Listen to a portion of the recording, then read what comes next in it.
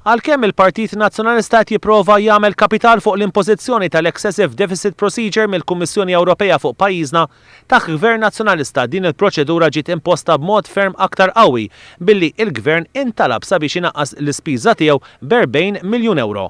Dan hekk kif il-Kummissjoni Ewropea ma kellix fiduċja li l-Gvern Nazzjonalista bil-pjan finanzjarju tiegħu kien se jirnexxielu jnaqqas id-deficit tiegħu. Dan kollu jikkontrasta mal-pożizzjoni li ħadet il-Kummissjoni Ewropea fil-konfront ta' Gvern ġdid fejn uriet fiduċja sħiħa fil-miri finanzjarji tal-Gvern li huwa kommess sabiex iniżżel id-deficit ta' pajjiżna taħt it-3%.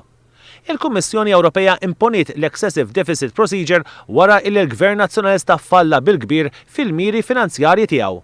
Falliment li ġie innotat ukoll mir-rapport li ġie ippubblikat mill-Fitch fejn intqal li l-Gvern Nazzjonalista żied in-nefqa tiegħu b'mod eċċessiv matul l-aħħar xhur ta' qabel l-elezzjoni ġenerali li għaddiet. Din il-fiduċja li qed turi l-Kummissjoni fil-konfront ta' tmexxija ta' Gvern ġdid tikkuntrasta ma' dak li kien qal Simon Busuttil fil-kampanja elettorali fejn sostna li jekk jiġi elett il-Partit Laburista fil-Gvern pajjiżna jkollu jirrikorri għal bailout.